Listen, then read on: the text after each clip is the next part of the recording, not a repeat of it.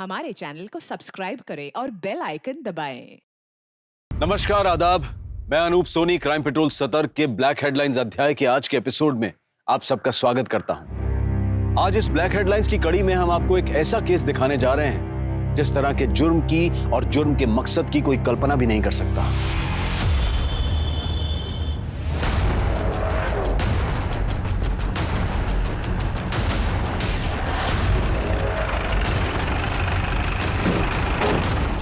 Side हटिए आप लोग, साइड हटिए।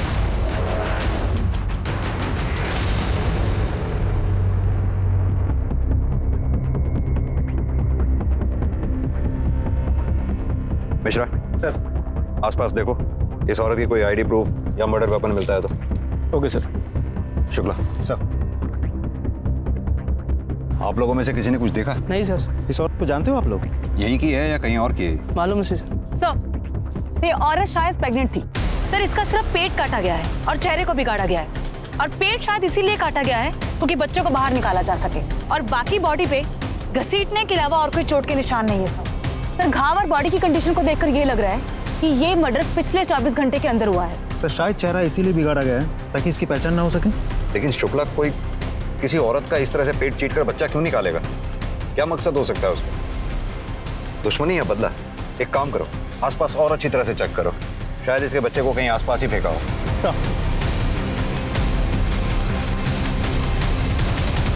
पोस्टमार्टम रिपोर्ट के मुताबिक औरत की उम्र 25 से 26 साल है। ज्यादा खून बहने की वजह से कल रात को यानी कि 2 फरवरी की रात 8 से 9 बजे के बीच उसकी मौत हुई है। सर, यूट्रस के साइज के हिसाब से करीब 7 से 8 महीने का भ्रूण था। मतलब कि बच्चे को जन्म से पहले उस औरत का पेट काट कर बाहर निकाला गया? पेट काट के बच्चा बाहर निकालने के लिए प्रॉपर सर्जिकल इक्विपमेंट्स का इस्तेमाल किया गया है, जैसे आमतौर पर डॉक्टर्स यूज करते हैं सर। लेकिन पेट काटने के बाद औरत को वैसे ही छोड़ दिया गया, जिसकी वजह से एक्सेसिव ब्लड लॉस हुआ और उसकी मौत हो गई। शुक्ला, या तो ये किसी नौसीखे का काम लगता है या फिर इस केस के पीछे 2 कारण हो सकते हैं, इलीगल अबॉर्शन और इलीगल डिलीवरी। उस औरत के साथ कोई बलात्कार या सेक्सुअल असॉल्ट का भी मामला सामने आया है? नहीं सर। मतलब कि शायद उस औरत का बच्चा ही उसकी मौत का कारण बना। लेकिन क्यों? भारतीय संस्कृति में औरत को देवी मतलब भगवान के बराबर माना गया है, बल्कि उसके भी ऊपर, क्योंकि वो अपने भीतर एक जिंदगी को पालती है और फिर असहनीय पीड़ा को झेलते हुए उसे जन्म देती है।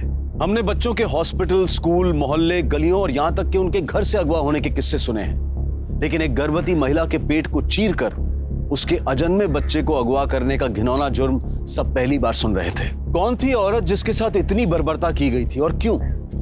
इससे किसी की क्या दुश्मनी, क्या नफरत होगी कि इतनी बेरहमी से इसका कत्ल करके उसके अजन्मे बच्चे को अगवा कर ले? क्या दुश्मनी और नफरत ही इस दिल दहला देने वाले जुर्म का कारण थी या फिर वजह कुछ और ही थी?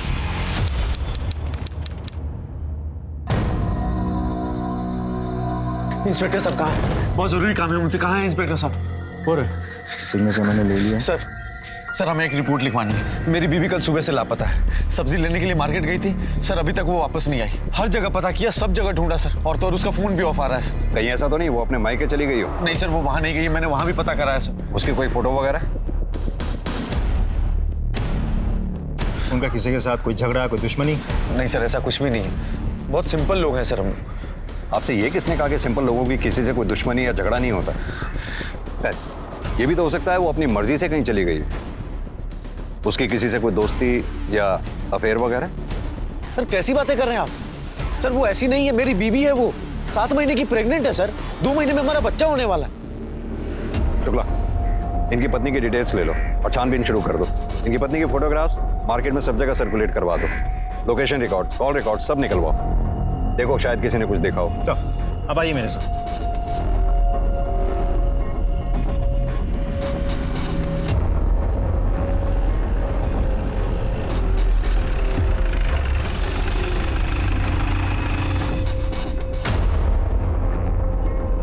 सर, हेमा देवरानी है मेरी, 7 महीने की प्रेग्नेंट है। हम लोग बहुत ध्यान रखते हैं उसका। वो तो प्रेगनेंसी में चलते फिरते रहना सेहत के लिए अच्छा होता है, इसलिए घर के छोटे मोटे काम करने देते हैं हम उसे। लेकिन कल जब वो सब्जी खरीदने निकली तो वापस घर ही नहीं लौटी। सर यकीन मानिए, हमारे परिवार में कोई झगड़ा, कोई मनमुटाव है ही नहीं। सर आज के जमाने में भी हम लोग ज्वाइंट फैमिली में रहते हैं सर। 6 लोग के परिवार है। 7वें का तो बड़ी बेसब्री से इंतजार चल रहा है।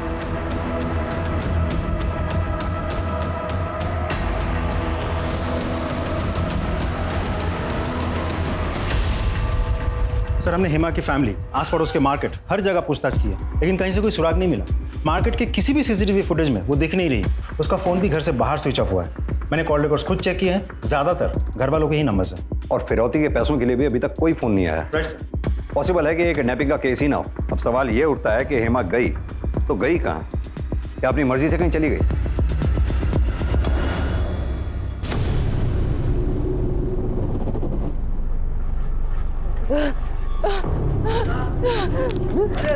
मैडम क्या हुआ आपके साथ? अरे संभलिए संभलिए संभलिए संभलिए संभलिए अपने आप को। कोई पानी ला, पानी ला। मैडम पानी लेके आओ, पानी लेके आओ। क्या बात है? क्या हुआ? रास्ते मिलने आ रही थी, अचानक बेहोश होकर गिर गई।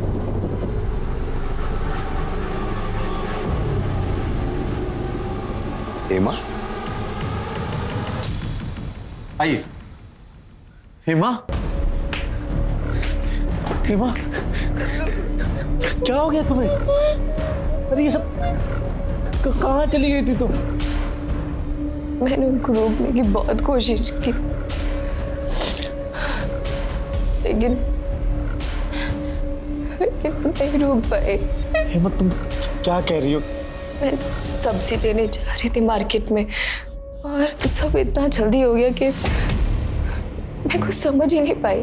और जब समझ में आया तो उन्होंने मेरे आँख, मुंह और पैर बांध रखे थे और फिर मुझे दर्द शुरू हो गया। मैं बहुत चिल्लाई, मैं बहुत गिड़गिड़ाई, लेकिन किसी ने नहीं मेरी सुनी और उसी वैन से मुझे फेंक के चले गए।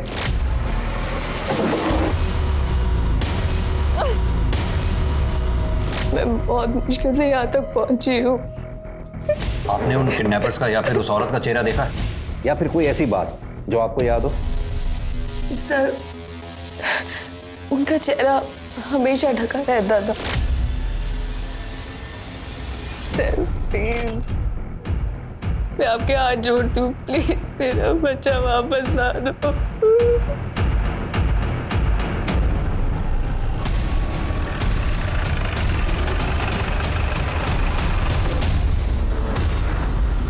सर मुझे समझ में नहीं आ रहा कि आप हेमा का मेडिकल क्यों कराना चाहती हैं? वो ऑलरेडी इतनी परेशान है। ये जानने के लिए कि हेमा के साथ डिलीवरी के अलावा कोई मारपीट या जोर जबरदस्ती तो नहीं हुई है। लेकिन हेमा बिल्कुल ठीक है, उसके साथ कोई मारपीट, कोई जोर जबरदस्ती नहीं हुई है। और एक बात, उसने किसी बच्चे को जन्म नहीं दिया, दे भी नहीं सकती क्योंकि वो प्रेग्नेंट ही नहीं थी।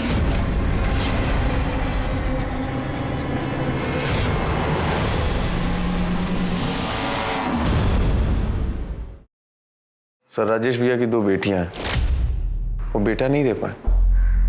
अब सबकी उम्मीदें हमसे हैं कि हम खानदान को एक बेटा, एक वारिस देंगे। सर हम तो बहुत कोशिश करते थे, लेकिन मैं कभी प्रेग्नेंट हो ही नहीं पाई। सर हालत इतनी खराब हो गई थी कि घर में आते जाते सब मुझे ताना देते थे। अब मैं उन्हें तो कुछ नहीं कह सकता था, तो अपनी सारी भड़ास मैं हेमा पर जाकर निकालता था। अतुल, देखो भगवान पे भरोसा रखो, जब वो चाहेगा बच्चा हो जाएगा। और अगर हमारी किस्मत में है ही नहीं तो हम क्या कर सकते हैं? दिमाग खराब है तुम्हारा। हम भगवान और किस्मत के भरोसे नहीं बैठ सकते। अब तू भी बताओ क्या करूं मैं? सर 7 महीने पहले हमने ये प्लान बनाया कि सबको जाकर के झूठ कह देंगे कि हेमा प्रेग्नेंट है, और प्रेगनेंसी के 7वें महीने में ये किडनैपिंग का नाटक, ताकि हेमा जब लौटकर वापस जाए और सबको बताए कि उसने अपने बेटे को खो दिया है, तो पूरे परिवार की सिंपैथी मिले और हमें ताना भी नहीं सुनना पड़े। सर मैंने तो अतुल को कहा था कि ये सब करने का कोई फायदा नहीं है, लेकिन इन्होंने। तुम दोनों कुछ पागल हो क्या? या अपना दिमाग इसी तरह की घटिया प्लानिंग में इस्तेमाल करते हो? कभी IVF सेंटर का नाम नहीं सुना आप लोगों ने? वहीं चले जाते। न जाने तुम जैसे कितने कपल्स जो औलाद के लिए तरसते हैं, उन्हें अपनी औलाद मिली है वहां से। We are really sorry sir. We are sorry. अभी तो जाने दे रहा हूं आप लोगों को। अगली बार ऐसा कोई नाटक किया तो मेरे से बुरा कोई नहीं होगा। जा सकते हैं आप। Thank you sir. Thank you sir.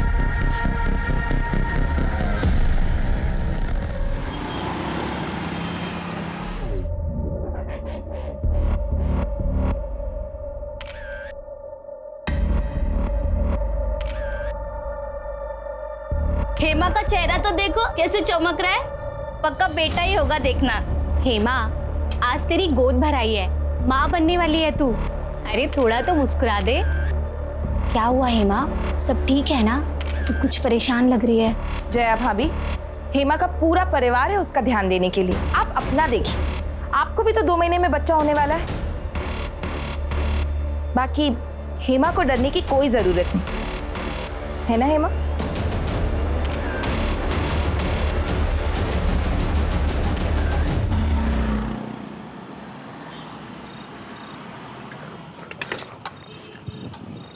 Sir करें तो sir please help me sir. Sir मेरी पत्नी गायब हो गई है सर। सर प्लीज मेरी मदद कीजिए। तुम वही हो ना जिसने पिछली बार भी अपनी प्रेग्नेंट बीवी की किडनैपिंग का झूठा नाटक रचा था? तुम फिर आ गए यहाँ पर। ये पुलिस स्टेशन है, कोई पंचारी की दुकान नहीं है। सर मैं कसम खा के कह रहा, मैं इस बार झूठ नहीं बोल रहा। सर आपके कहने पे IVF सेंटर पे भी गए थे हम सर। सर हेमा प्रेग्नेंट हो गई थी सर। सर वो 7 महीने की प्रेग्नेंट है। पिछली बार की तरह प्रेग्नेंट? नहीं सर, इस बार सच में प्रेग्नेंट है हेमा सर। सर आज उसकी गोद भराई की रस्म थी सर। सर सर आपको यकीन नहीं हो रहा हो ना? आज की फंक्शन की फोटो देख लीजिए आप। सर मैं झूठ नहीं बोल रहा सर। सर ये सारी फोटोज आज की हैं सर, आज सुबह की। कब गायब हुई है? सर फंक्शन के बाद दोपहर में सब लोग सोने चले गए। शाम में जब सोकर उठे तो हेमा गायब थी सर। सर हमने हर तरफ ढूंढा, और तो सर उसका फोन भी स्विच ऑफ आ रहा है। सर प्लीज कुछ कीजिए सर। ठीक है, अपनी पत्नी की फोटोग्राफ और बाकी की सारी डिटेल्स इन्हें लिखवा दो। लेकिन अगर ये इस बार भी नाटक हुआ तो इस बार तुम्हें दोनों पति पत्नी को जेल में बैठ के नाटक खेलना पड़ेगा। नहीं सर, कोई नाटक नहीं, मैं बिल्कुल सच कह रहा हूँ सर। हाँ मेरे सर। जी सर। 7 महीने की गर्भवती औरत कहां जा सकती थी और क्यों? क्या इस बार उसे सचमुच किसी ने अगवा कर लिया था, या फिर पिछली बार की तरह वो खुद अपनी मर्जी से कहीं चली गई थी? झूठी किडनैपिंग के बाद हेमा के साथ क्या हुआ? सर, मोबाइल लोकेशन रिकॉर्ड के मुताबिक हेमा का फोन 1 फरवरी को शाम के 4 बजे शताब्दी नगर में स्विच ऑफ हुआ है। शताब्दी नगर? सर वहाँ करने क्या गई थी हेमा? पता नहीं सर, मैंने अतुल को भी पूछा था, उसे भी कोई आइडिया नहीं है क्या करने गई थी वो वहाँ। आइडिया नहीं है, बता नहीं रहा हो। खैर वो तो पता चल ही जाएगा। हेमा के कॉल रिकॉर्ड्स का क्या हुआ? हेमा के कॉल रिकॉर्ड्स के मुताबिक ज़्यादातर कॉल्स फैमिली मेम्बर्स को किए गए हैं, खास करके अतुल को। सिर्फ एक नंबर ऐसा है जिस पे लगातार हेमा की 1 महीने तक बात हुई थी, लेकिन हेमा के गायब होने के 1 महीने पहले बातचीत बिल्कुल बंद हो गई थी। पता करो ये नंबर किसका है। Yes sir. सर मेरी बेटी, सर मेरी। आप बाहर चलिए, आप ऐसे अंदर नहीं आ सकते। सर चलिए बाहर। सर मेरी बेटी को बचा। सानिका मैडम बोलने दो, कहिए क्या बात? सर मेरी 1 दिन की बेटी गायब हो गई है सर, मेरी मदद कीजिए सर, उसे वापस ला दीजिए प्लीज सर, मेरी मदद कीजिए। सर कल सुबह सिटी नर्सिंग होम में सोनाली की डिलीवरी हुई थी और तकरीबन 11 बजे हमारी बेटी पैदा हुई थी। सर आज सुबह जब सोनाली वॉशरूम से आई तो हमारी बेटी गायब थी सर। सर हमने सारा हॉस्पिटल देख लिया लेकिन हमारी बच्ची कहीं नहीं मिली सर। सर मेरी बेटी को वापस ला दीजिए सर, उसे ढूंढ दीजिए सर। देखिए आप शांत हो जाइए, चिंता मत कीजिए, हम जल्द से जल्द आपकी बच्ची को ढूंढने की कोशिश करेंगे। आप कंप्लेंट लिखवा दीजिए बाहर। तिवारी मैडम इनकी कंप्लेंट ले लो आप। सर शताब्दी नगर में एक औरत की लाश मिली है सर।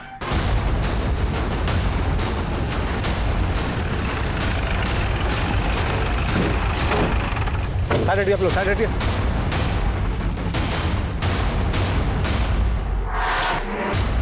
पोस्टमार्टम रिपोर्ट के मुताबिक औरत की उम्र 25 से 26 साल है। ज्यादा खून बहने की वजह से कल रात को यानी कि 2 फरवरी की रात 8 से 9 बजे के बीच उसकी मौत हुई है। सर यूट्रस के साइज के हिसाब से करीब 7 से 8 महीने का भ्रूण था। मतलब कि बच्चे को जन्म से पहले उस औरत का पेट काटकर बाहर निकाला गया। सर जहां उस औरत की लाश मिली थी उससे कुछ दूरी पर 7 महीने का भ्रूण भी मिला है। इन सारी चीजों को देखते हुए और बॉडी की डिटेल्स को देखते हुए ये लाश हेमा की लगती है। शुक्ला एक काम करो, हेमा के हस्बैंड अतुल को लाश की शिनाख्त के लिए बुलाओ। सर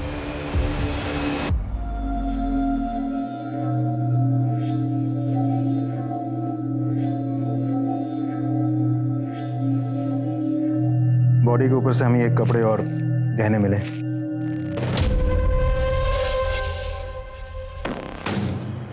हेमा! हेमा! हेमा! हेमा! एक और बॉडी है। बच्चे की बॉडी हमें इन्हीं के पास से मिली थी। दोनों बॉडीज के ब्लड सैंपल हमने टेस्ट के लिए भेज दिए, लेकिन हम कंफर्म कर पाए कि ये बच्चा इन्हीं का है।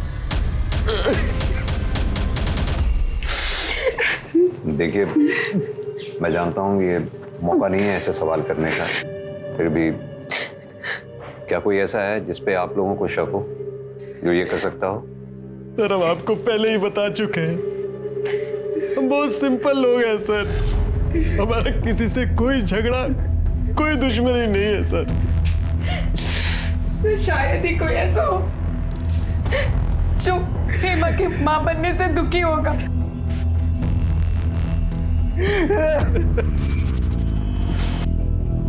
शुक्ला, मेरे पूरे कैरियर में मैंने ऐसा केस कभी नहीं देखा जिसमें किसी औरत का पेट चीरने के लिए सर्जिकल इक्विपमेंट का इस्तेमाल किया गया।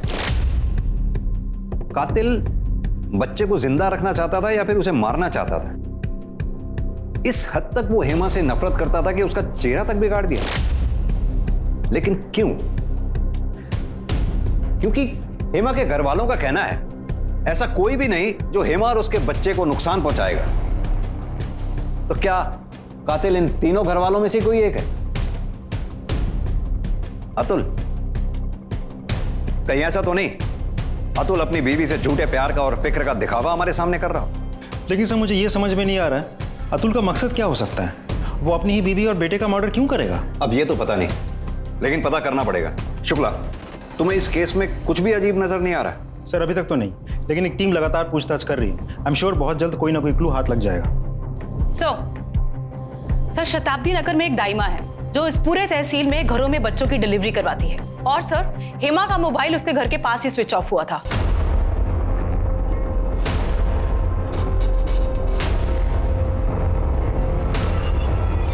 आप इसे जानती हैं? जी, इसे कैसे भूल सकते हैं? अभी 2 दिन पहले तो आई थी हमारे पास। क्यों आई थी आपके पास? जाके एक समस्या थी, वही हल कराने आई थी हमारे पास। दाइमा, क्या आप मेरी मदद कर सकती हैं? मुझे ये बच्चा नहीं चाहिए, प्लीज गिरा दीजिए इसे। बोरा गई है क्या? हाँ, क्या बोल रही है? अरे हम इन हाथों से दुनिया में नया जीवन लाने का काम करते हैं, और तू हमें जीव हत्या करने को कह रही है? अरे क्यों मारना चाहती है अपने बच्चे को? बिटिया, वो बड़े किस्मत वाले होते हैं जिन्हें ऊपर वाला औलाद देता है। तो आप ये बच्चा गिराने में मेरी मदद नहीं करेंगी? ना बिटिया, ये पाप हमसे तो ना होगा। क्या हेमा अपना बच्चा गिराना चाहती थी? हाँ, तो यही तो बोल रहे हैं हम आपको इतनी देर से। उसने कुछ बताया कि वो क्यों अपना बच्चा गिरवाना चाहती थी? नहीं, हमने भी बहुत पूछा पर कुछ बोली नहीं वो। अच्छा, कोई आया था उसके साथ या वो अकेली आई थी? आई तो अकेली थी, पर हाँ, बार बार अपना फोन देख रही थी। क्या देख रही थी मोबाइल में? वो तो मालूम नहीं, लेकिन वो बोली कि दाइमा, क्या मैं फ़ोन चार्ज कर सकती हूँ यहाँ पे? वो देखिए ना, बैटरी ख़त्म हो रही है तो फ़ोन बंद हो जाएगा। बिटिया, हमें तो कोई दिक्कत नहीं है, पर तुम खुदे देख लो, बिजली नहीं है, शाम को 6 बजे तक आएगी। अच्छा, आप ये बता सकती हैं कितने बजे के आसपास की बात रही होगी? जी, कोई शाम के 4 बजे होंगे। शुक्ला, बड़ी अजीब सी बात है। हेमा बच्चा चाहती थी, बच्चे को जन्म भी देने वाली थी, वो भी लड़का जिसके लिए उसकी फैमिली ने उसे परेशान कर रखा था। सुबह ही उसकी गोद भराई हुई थी, फिर अचानक ऐसा क्या हुआ होगा जिसके लिए वो बच्चा अबॉर्ट करवाना चाहती थी? माजरा क्या है, कुछ समझ में नहीं आया। सर वैसे हमने विमला दाई का बयान चेक कर लिया है, वो सच बोल रही थी। उस एरिया में दोपहर 2 से शाम के 6 बजे तक बिजली नहीं रहती, और उस एरिया में आसपास कहीं भी सीसीटीवी कैमरा भी नहीं है। सीसीटीवी नहीं है, पर यह तो हो सकता है कि किसी इंसान ने कुछ देखा हो, कुछ सुना हो। हेमा उस दिन अपना फोन चार्ज करना चाहती थी। शुक्ला, हेमा के साथ जो कुछ भी हुआ तो 4 बजे से 9 बजे के बीच में हुआ। सर, हेमा के कॉल रिकॉर्ड्स में जो नंबर मिला था, जिस पर 1 महीने तक उसकी लगातार बात हुई थी, और उसके गायब होने से पहले अचानक 1 महीने पहले उसकी बातचीत बंद हो चुकी थी, वो नंबर महेश शर्मा का है। ये Mahesh Sharma nature IVF clinic में पार्ट टाइम वार्ड बॉय का काम करता है, जहां हेमा अपने बच्चे के ट्रीटमेंट के लिए गई थी। महेश शर्मा? सर ये महेश शर्मा तो सिटी नर्सिंग होम में भी वार्ड बॉय का काम करता है, और जिस दिन मयूरेश और सोनाली की 1 दिन की बेटी गायब हुई थी, उसी दिन से वो काम पे नहीं आ रहा है, फोन भी स्विच ऑफ आ रहा है। सर, महेश का फोन ऑन हुआ और उसकी लोकेशन भी ट्रेस हो गई। शुक्ला, इससे पहले कि वो दोबारा फोन बंद करे या गायब हो जाए, उठा के ले आओ उसे। सर ऐसे ही मारा था हेमा और उसकी बच्ची को? ऐसे ही मारा था? बोल। हम कुछ नहीं किए, सब सच बता रहे हैं, कसम खा के बोल रहे हैं साहब, हम निर्दोष हैं, हम कुछ नहीं किए। झूठी कसम खाना छोड़ और सच उगलना शुरू कर, वरना हेमा और उसकी बच्ची के मर्डर के जुर्म में यही जिंदगी भर सड़ेगा, समझा? सच ही तो बोल रहे हैं साहब, वो हेमा मैडम जी से थोड़ी बातचीत हो जाती थी, उसके बाद बस उतना ही था, साहब फिर वो एक दिन चेकअप को आई तो। ए सिस्टर, ऐसे मुंह लटकाए काहे बैठी हो? अरे माँ बनने वाली हो, जरा खुश रहा करो। महेश भाई, कैसे खुश रहूं मैं जब पता है कि मेरे पेट पे बेटा नहीं एक बेटी है, वो बेटी जो किसी को भी नहीं चाहिए। मैं जाके भी अपनी बेटी को नहीं रख सकती। हो सकता है कि मैं अपनी बेटी को खुद ही मार दूं। माँ होकर ऐसे राक्षस जैसी बातें काहे को करती है? अरे कितने भले मानस है जो बच्चा गोद लेने के लिए तरस रहे हैं। उन बेचारों को दे दो, उनका जीवन सफल हो जाएगा। हेमा को ये किसने बताया कि उसके पेट में लड़का नहीं लड़की है? डॉक्टर ने? हमका बताए, कौन बताया? हमें तो वही बताई थी। फिर 1 महीने बाद हेमा मैडम जी अपनी वादे से मुकर गई और हमारी जान आफत में आ गई। काहे कि हम सामने वाली फैमिली से बेटी देने के लिए एडवांस पहले ही उठा लिए थे, इसलिए हम सोनाली की बेटी को चुरा लिए। इसे पता लगवाओ कि सोनाली और मयूरेश की बेटी कहाँ पर है, उसे यहाँ लेकर आओ। इसके ऊपर इलीगल अडॉप्शन, किडनैपिंग, हेमा और उसके बच्ची के मर्डर का चार्ज लगाओ। और हाँ, इसके कॉल रिकॉर्ड्स और मोबाइल लोकेशन रिकॉर्ड सारे निकलवाओ। पता करो 2 फरवरी को ये कहाँ था जिस दिन हेमा शताब्दी नगर गई थी, जहाँ उसका मर्डर हुआ था। झूठ बोलता है। यस इंस्पेक्टर, हेमा ने आईवीएफ ट्रीटमेंट के लिए हमारे क्लिनिक में रजिस्टर करवाया था, पर हमने उसे ट्रीटमेंट नहीं दिया। नहीं दिया मतलब? हेमा तो प्रेग्नेंट थी। हाँ, पर हमारे ट्रीटमेंट देने से कुछ दिन पहले ही वो नेचुरली प्रेग्नेंट हो गई थी। लेकिन डॉक्टर, जहां तक हमें पता है हेमा के पति अतुल का स्पर्म काउंट लो था, जिसकी वजह से हेमा प्रेग्नेंट नहीं हो सकती थी। इसे ही तो चमत्कार कहते हैं। जब इंसान पूरी तरह से हताश हो जाता है तो ऊपर वाला उसे निराश नहीं होने देता। क्या कभी हेमा ने ये जानने की कोशिश की कि उसके पेट में जो बच्चा है वो लड़का है या लड़की? एक नहीं कई हजार बार पूछा था, पर मैंने उसे साफ मना कर दिया था। उन्होंने आपसे कभी बच्चा अबॉर्ट करवाने की बात की थी? नहीं। Excuse me doctor. Yes. Hello. हाँ, डीएनए रिपोर्ट आ गई? तो बच्चे से हेमा का डीएनए मैच कर गया, तो हेमा के पति अतुल से भी कर गया होगा ना? क्या?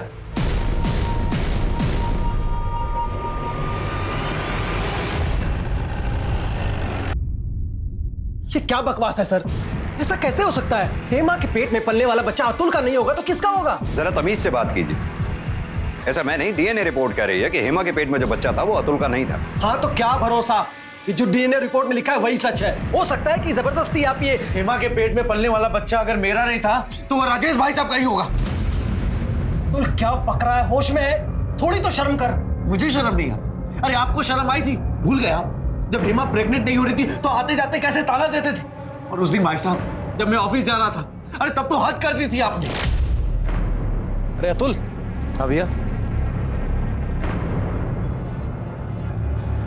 6 साल हो गए तेरी शादी को, है? कुछ बच्चे के बारे में सोच रहा है? तो नहीं होता तो मुझे बोल, मैं करता हूँ। अतुल, वो बच्चा राजेश का भी नहीं हो सकता। अगर ऐसा होता तो डीएनए रिपोर्ट में राजेश का भी डीएनए 50% मैच होता। हेमा के बच्चे का बाप कोई और ही था। सुन लिया ना अतुल? पड़ गई ना आप कलेजे में ठंडक? मैं आज अपने बड़े भाई को सबके सामने बेइज्जत कर दिया, वो भी उस भाई को जिसने कभी तुझे अपना छोटा भाई नहीं समझा बल्कि हमेशा अपना बेटा माना। सर, ये अतुल अपनी बीवी के प्यार में अंधा हो चुका था। इसे तो ये तक नजर नहीं आया कि इसकी बीवी कहां-कहां मुंह मारती फिर रही थी। क्या मतलब? सर, हमारी कॉलोनी में यहीं आगे एक कपल रहता है, जया और अश्विन। हेमा उनके घर घंटों बिताती थी।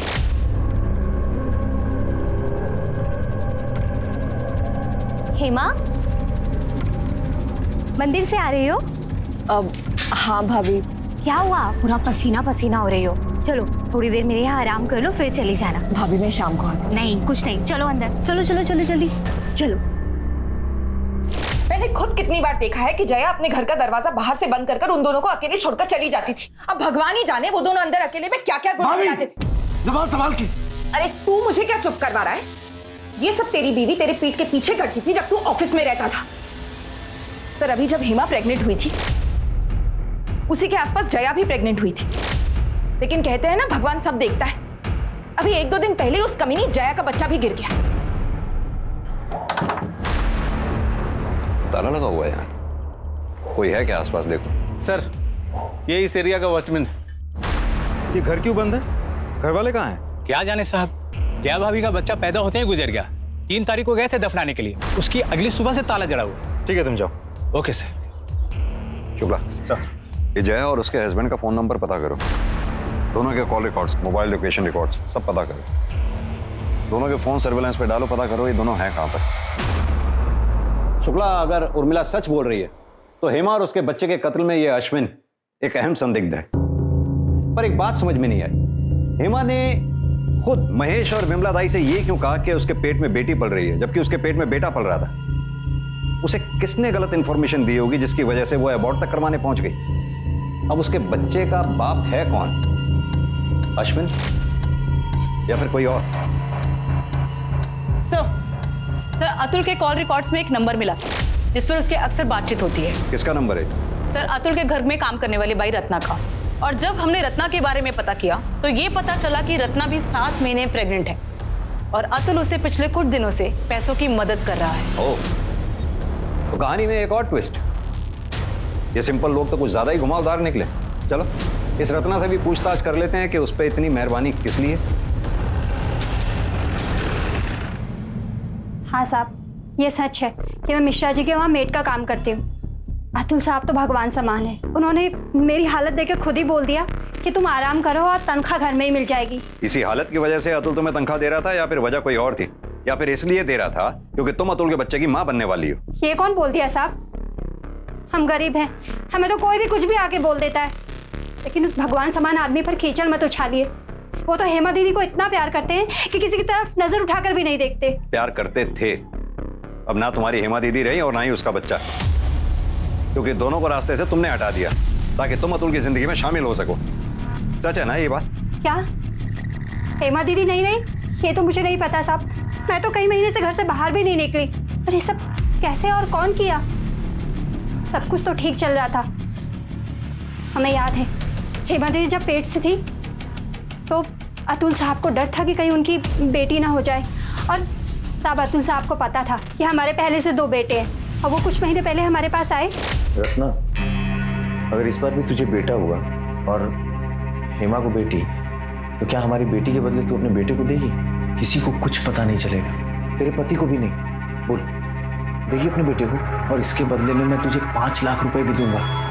फिर जब तुम्हें यह पता लगा कि हेमा के बेटा होगा, तुम्हें 5 लाख रुपए जाते हुए नजर आए, इसलिए तुमने हेमा और उसके बच्चे को रास्ते से ही हटा दिया ताकि अतुल की जिंदगी में ना सिर्फ तुम्हारा बच्चा और तुम भी आ जाओ। नहीं साहब, जितना आप बोल रहे हो उतना तो दिमाग भी नहीं है हमारे पास। कसम से साहब, हमने हेमा दीदी को नहीं मारा। Excuse me sir. बोलो Mishra. Good, very good sir. Jay और अश्विन पकड़े गए।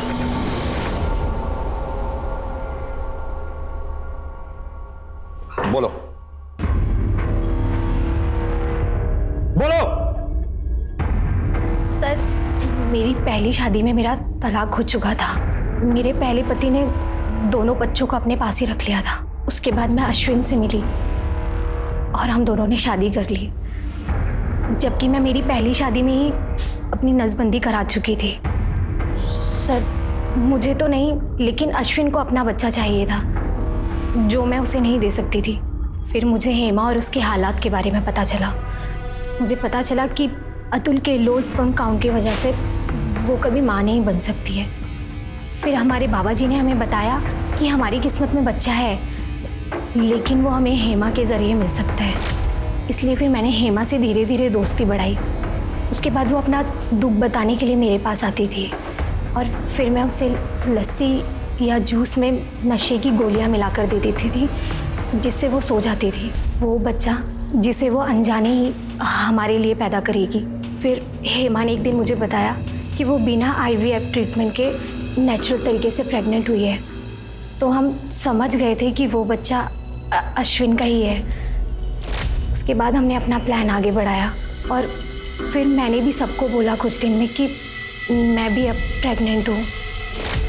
हेमा मुझे बताती थी, बल्कि हेमा क्या बताती थी, मैंने खुद देखा था कि उर्मिला उसके साथ अच्छा बर्ताव नहीं करती थी क्योंकि हेमा एक बेटी को जन्म देने वाली थी। पपीता बच्चे की सेहत के लिए बहुत अच्छा होता है, खा ले। नहीं भाभी, बिल्कुल भूख नहीं है सच में। ये बच्चे के लिए अच्छा है, खा ले, थोड़ा सा खा ले। उर्मिला भाभी, ये क्या कर रही हैं आप? आपको पता है ना हेमा प्रेग्नेंट है और पपीता गर्म होता है, इतना भी नहीं पता? बच्चे को नुकसान कर सकता है। हेमा की हालत को देखकर मैंने उससे कहा कि मुझे बेटा होने वाला है, इसलिए मैं तेरी खुशी के लिए अपना बेटा तुझे दे दूंगी और तेरी बेटी मैं ले लूंगी। मैंने उसे बोला कि हमें डिलीवरी एक दिन मेरे ही घर पर करनी होगी, ताकि किसी को ये ना पता चले कि हम क्या करने जा रहे हैं। और वो ये बात सुनकर बहुत खुश हो गई। जाने अनजाने में उसने जिस चीज़ का नाटक किया था, हम उसे सच करने वाले थे। हम उसे किडनैप करते और वो गायब हो जाती। उसके बाद उसका बच्चा हम ले लेते और सबको ये बोलते कि मैंने उस बच्चे को जन्म दिया है। सर, हेमा पहले ही गायब हो गई थी। हमें डर था कि हम किसी ना किसी मुश्किल में फंस जाएंगे और इसीलिए हमने जय के मिसकैरेज का नाटक किया और एक गुड़िया को दफना दिया, ताकि लोग समझे कि वो हमारा बच्चा था। और उसके बाद हम अपने गांव में जाकर छुप गए। इतनी मर्दानगी फूट रही थी। शुक्ला, अश्विन का डीएनए सैंपल लो और हेमा के बच्चे से मैच करके देखो। अश्विन पे हेमा के रेप का चार्ज और इन दोनों पे हेमा और उसके बच्चे के मर्डर का चार्ज लगाओ। नहीं सर, हमने हेमा को नहीं मारा। इतनी मक्कारी की है, क्या पता कि अब भी सच बोल रहे हूं।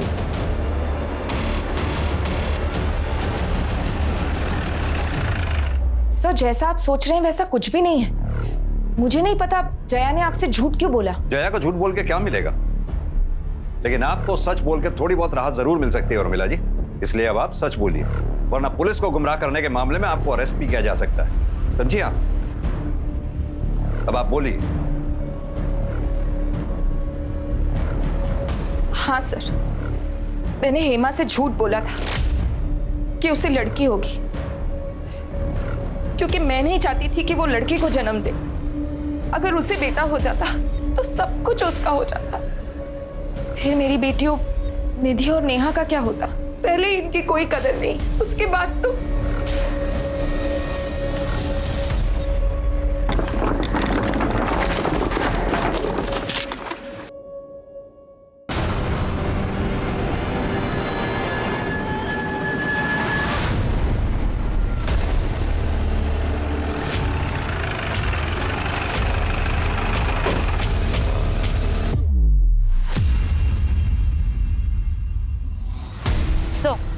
हेमा की तरह ये औरत भी प्रेग्नेंट थी, इसका भी पेट काटा गया है। और सर, चेहरा भी उसी तरीके से बिगाड़ा गया है ताकि पहचान ना हो सके। अगर चल क्या रहा है, कौन है जो प्रेग्नेंट औरतों को इतनी बेरहमी से मार रहा है? ये तो तय था कि ये किसी एक ही अपराधी का काम था, क्योंकि दोनों महिलाओं को एक ही तरीके से मारा गया था और गर्भ से बच्चा निकालने के लिए बाकायदा सर्जिकल इक्विपमेंट्स का इस्तेमाल किया गया था। और माँ और बच्चे का शव भी आसपास ही पाए गए थे। ऐसा लग रहा था कि कोई जानबूझकर गर्भवती महिलाओं को निशाना बना रहा था।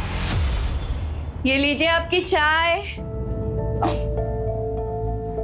अरे भाभी, रुकिए। एक मिनट में बाहर गया कि आपको शांति नहीं है। लो, मुझे दो।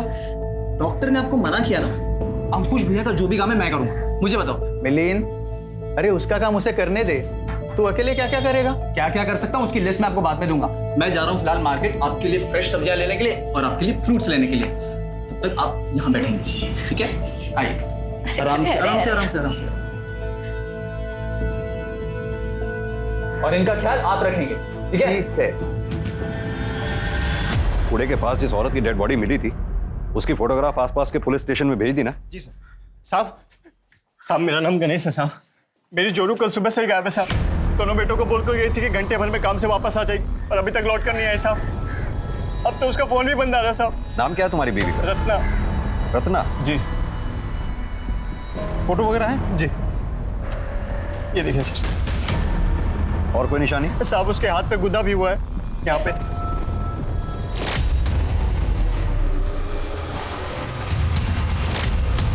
आइए हमारे साथ। जी। रत्ना, रत्ना, क्या हो गया तुमको रत्ना? रत्ना की बॉडी के साथ एक बच्चे की भी बॉडी मिली।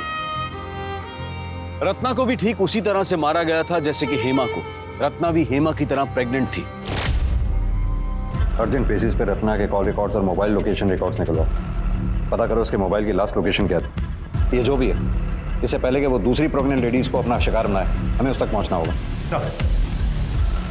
क्या रत्ना के मर्डर की वजह उसकी प्रेगनेंसी थी या फिर कुछ और? इधर अश्विन और जया पाटिल की बात सच साबित हो गई। मिसकैरेज का नाटक करके उन्होंने गुड़िया ही दफनाई थी, ये बात पुलिस इन्वेस्टिगेशन में साफ हो गई। फिर सवाल ये उठता है कि अगर अश्विन और उसकी बीवी निर्दोष हैं, तो गर्भवती औरतों का पेट चीरकर निकाले गए अजन्मे बच्चों के केस में दोषी कौन है? इन दोनों औरतों के साथ क्या और क्यों हुआ? सर 100%। ये देखिए, रत्ना के मोबाइल की लास्ट लोकेशन शताब्दी नगर दिखा रहा है, विमला दाइमा के घर के पास, जो कि हेमा की भी लास्ट लोकेशन थी। सर आज तक हमें ना हेमा का मोबाइल मिला और ना ही रत्ना के मोबाइल के बारे में कुछ पता चला। सर इतना सब कुछ महज एक इत्तेफाक नहीं हो सकता। चलो शुक्ला। सर क्या रत्ना मर गई? कैसे? और साहब अगर रत्ना मर भी गई है तो इसमें हमारी क्या गलती है? आपने मेरा घर क्यों उलट पुलट कर रखा हुआ है? रत्ना के फोन की लास्ट लोकेशन के मुताबिक रत्ना का फोन यहीं पे स्विच ऑफ हुआ है। अब आप ये मत कहिएगा कि उस वक्त बिजली नहीं थी, क्योंकि बिजली उस वक्त उस दिन भी थी। हाँ तो साहब हमने कब कहा कि यहाँ बिजली नहीं थी या रत्ना यहाँ नहीं आई थी? आई थी वो जांच करवाने के लिए, फिर चली गई। कहाँ चली गई? अब ये हमें कैसे पता साहब? सर ये देखिए, एक नहीं तीन फोन मिले और तीनों के तीनों स्विच ऑफ। किसके फोन है ये? जी वो हमारे बेटे के हैं, उसको अलग अलग फोन रखने का शौक है। थैंक यू सो मच भाभी, रिफ्रेश कर दिया जो उसने, इसकी बहुत जरूरत थी। शुक्ला सर, हेमा का नंबर डायल करो।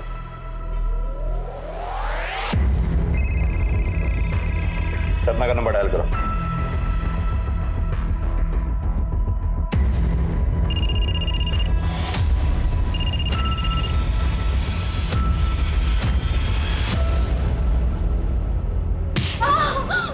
Good good. मैं ना का डॉक्टर हूँ, हाँ तो मुझसे जरा ठीक से पेश आना। सब मिलिन नाम है उसका, वो डॉक्टर बनना चाहता था। मैं भी ये सुन के बहुत खुश हुई थी कि बेटा डॉक्टर और माँ दाई माँ, सब बढ़िया चलेगा। और उसने 3 बार पेपर दिया और तीनों बार फेल हो गया, पर उसने हिम्मत नहीं हारी थी। उसने बोला कि माँ देखना, एक दिन जरूर डॉक्टर बन के दिखाऊंगा। अभी तो सर्जरी भी तो करूंगा ना, है ना? आराम से आराम से। हाँ प्रैक्टिस करूंगा तो डॉक्टर क्या, सर्जन भी बन जाऊंगा। मैंने सोचा ये भी ठीक है, कोई अपनी माँ के पेट से थोड़ी ना सीख के आता है। तभी से उसने डॉक्टरों वाले सारे औजार इकट्ठा करना शुरू कर दिए, कैंची, छुरी, ब्लेड, सब कुछ। मिलिंद है कहाँ पर? भगवान जाने सब कहाँ मिलेगा। सुबह जाते वक्त सिर्फ इतना ही बोल के गया था कि अम्मा आज प्रैक्टिस है। प्रैक्टिस? जी। मिलिंद का नंबर दो हमें। नंबर दीजिए जल्दी। सब चिल्लाने से क्या होगा, हमको नहीं याद उसका नंबर। फोन दीजिए अपना। शुक्ला, मिलिंद का नंबर निकालो। हेलो, हाँ मैंने अभी अभी आपको एक नंबर भेजा है, मुझे तुरंत उस नंबर की लाइव लोकेशन चाहिए।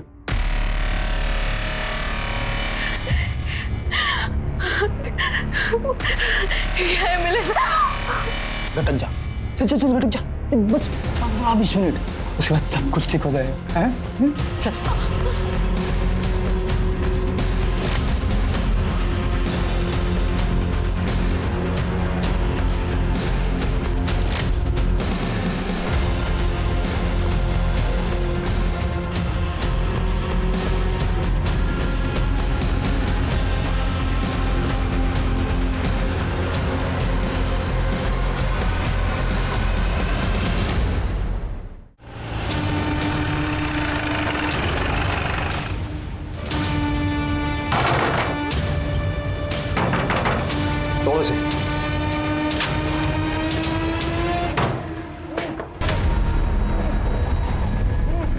मिलिंद कहाँ है?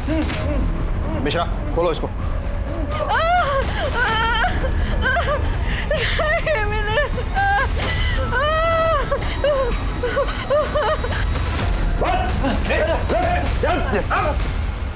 चिंता मत कीजिए, आप ठीक है ना? बहुत हो गई तेरी डॉक्टरी, बाकी की सर्जरी अब जेल में करना। क्या है, तुम चैन से या प्रैक्टिस भी नहीं करने दे रहे हो। सॉरी भाभी, मैं आपकी मदद नहीं कर पाया, आपको किसी और डॉक्टर के पास जाना पड़ेगा। इनसे ज्यादा मदद की जरूरत ना तुझे, चल तेरी मदद करते, चल। अगर आप बीच में नहीं घुसते तो मैं अब तक सर्जरी कर चुका होता और मनीषा भाभी एक हेल्दी बच्चे को जन्म दे चुकी होती। इस बार मेरा एक्सपेरिमेंट पक्का सक्सेसफुल होता, पर आपने खराब कर दिया, मेरा ऑपरेशन रोक दिया। हेमा को क्यों मारा? मारा? मारा नहीं सर, मैंने तो उसकी मदद की थी। वो मेरी माँ के पास आई थी बच्चा अबॉर्ट करवाने के लिए। मेरी माँ ने मना कर दिया तो मैंने सोचा मैं उसकी मदद कर देता हूँ और फिर मैंने उसका पीछा किया। क्या बोला दाई माँ ने? यही कि तुम मेरी मदद नहीं कर पाएंगी। खैर छोड़, अब जो होगा देखा जाएगा। ऐसे कर तू घर चल, मैं थोड़ा सा बाजार होके आती हूँ। ठीक है दीदी।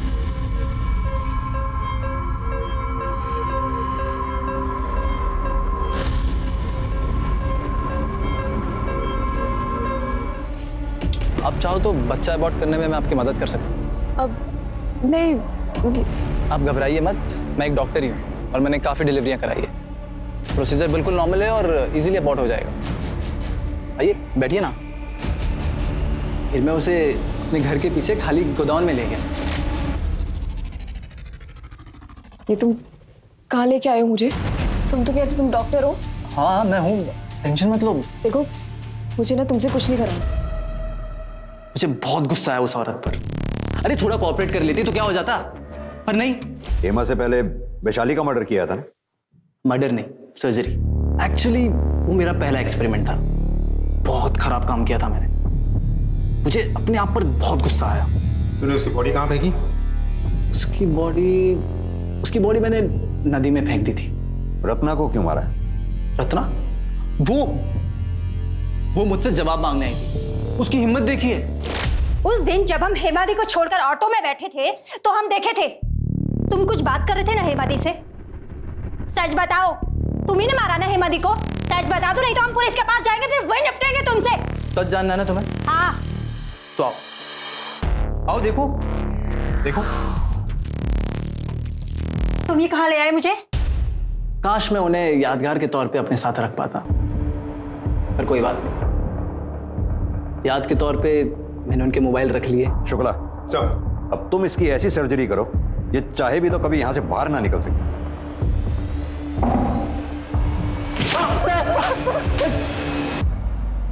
वो मासूम औरतें जो नन्ही जिंदगी को जन्म देने वाली थीं, किसी की सनक की भेंट चढ़ गईं।